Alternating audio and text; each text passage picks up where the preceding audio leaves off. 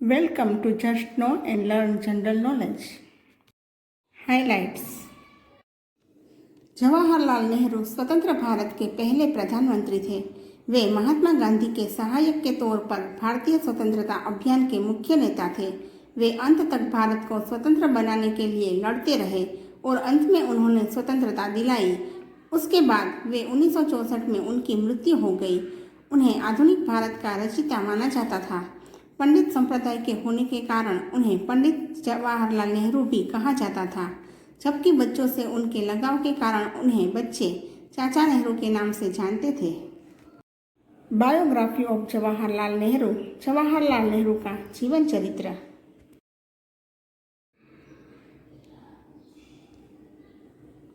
आरंभिक जीवन। जवाहरलाल नेहरू का जन्म 14 नवंबर 1889 को ब्रिटिश भारत में इलाहाबाद में हुआ। उनके पिता मोतीलाल नेहरू एक धनी बैरिस्टर जो कश्मीरी पंडित समुदाय में से थे। स्वतंत्रता संग्राम के दौरान भारतीय राष्ट्रीय कांग्रेस के 2 बार अध्यक्ष चुने गए। उनकी माता स्वरूप रानी थुस्सू जो लाहौर में बसे एक सुपरिचित कश्मीरी ब्राह्मण परिवार से थी, मोतीलाल की दूसरी पत्नी थी। वह पहली पत्नी की प्रसव के दौरान मृत्यु हो गई थी। जवाहरलाल 3 बच्चों में से सबसे बड़े थे, जिनमें बाकी 2 लड़कियां थीं। उन्होंने अपनी स्कूली शिक्षा हैरो से और कॉलेज की शिक्षा ट्रिनिटी कॉलेज लंदन से पूरी की थी। इसके बाद उन्होंने अपनी लॉ की डिग्री कैम्ब्रिज विश्वविद्यालय में से पूरी की। इंग्लैंड में उन्होंने 7 साल व्यतीत किए, जिसमें वहां के फेबियन समाजवाद और आयरिश राष्ट्रवाद के लिए एक तर्कसंगत दृष्टिकोण विकसित किया। जवाहरलाल नेहरू 1912 में भारत लौटे और उसके बाद वकालत शुरू की। 1916 में उनकी शादी कमला नेहरू से हुई। 1917 में Jawaharlal Nehru home rule league में शामिल हो गए। राजनीति में उनकी असली दीक्षा 2 साल बाद 1919 में हुई, जब वे महात्मा गांधी के संपर्क में आए। उस समय महात्मा गांधी ने रॉलेट अधिनियम के खिलाफ एक अभियान शुरू किया था। नेहरू महात्मा गांधी के सक्रिय लेकिन शांतिपूर्ण सविनय अवज्ञा आंदोलन के प्रति खासे आकर्षित हुए। नेहरू और कांग्रेस के अधिकांश नेता शुरू में ब्रिटिश नमक कर के उद्देश्य से सत्याग्रह के साथ सविनय अवज्ञा शुरू करने की गांधी की योजना के बारे में अस्पष्ट थे। विरोध में भाप बनने के बाद उन्हें प्रतीक के रूप में नमक की शक्ति का एहसास हुआ। नेहरू ने अभूतपूर्व लोकप्रिय प्रतिक्रिया के बारे में टिप्पणी की। ऐसा लग रहा था जैसा एक वसंत अचानक जारी किया गया था। पंडित जवाहरलाल नेहरू से जुड़े महत्वपूर्ण फैक्ट। पंडित जवाहरलाल नेहरू का जन्म 14 नवंबर 1889 को इलाहाबाद में हुआ था। जवाहरलाल नेहरू हैरो और कैम्ब्रिज से पढ़ाई करने के बाद 1912 में एक लॉ की डिग्री हासिल की और बार में बुलाए गए। पंडित जवाहरलाल नेहरू स्वतंत्र भारत के पहले प्रधानमंत्री और कांग्रेस पार्टी के 6 बार अध्यक्ष पद को संभालने वाले कार्यकर्ता थे। लाहौर 1929, लखनऊ 1936, फैजपुर 1947, दिल्ली 1951, हैदराबाद 1953 और कल्याण 1954 में यहाँ से जवाहरलाल नेहरू ने कांग्रेस के अध्यक्ष पद को संभाला था। 1942 के भारत छोड़ो आंदोलन में जवाहरलाल नेहरू को 9 अगस्त 1942 को मुंबई में गिरफ्तार किए गए और अहमदनगर जेल में इन्हें रखा गया था, जहां इन्हें 15 जून 1945 को रिहा किया गया। बच्चों के प्यारे चाचा नेहरू के रूप में पंडित जवाहरलाल नेहरू देश को प्रगति और विकास के पथ पर ले जाने वाले खास पथ प्रदर्शक व्यक्ति थे। पंडित जवाहरलाल नेहरू के कार्यकाल में लोकतांत्रिक परंपराओं को मजबूत करना, राष्ट्र एवं संविधान के धर्मनिरपेक्ष चरित्र को स्थायी भाव देना और योजनाओं के माध्यम से देश की अर्थव्यवस्था को सुचारू और विकास करना ही इनका मुख्य उद्देश्य रहा था। पंडित जवाहरलाल नेहरू शुरू से ही गांधी जी से प्रभावित थे और 1912 में कांग्रेस पार्टी से जुड़े थे।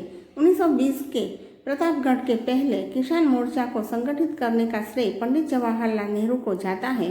1928 में लखनऊ में साइमस कमीशन के विरोध में नेहरू जी घायल हुए और 1930 के नमक आंदोलन में इन्हें गिरफ्तार किया गया था। उन्होंने इसके लिए 6 महीने की सजा काटी थी और 1935 में अल्मोड़ा जेल में उन्होंने आत्मकथा लिखी थी।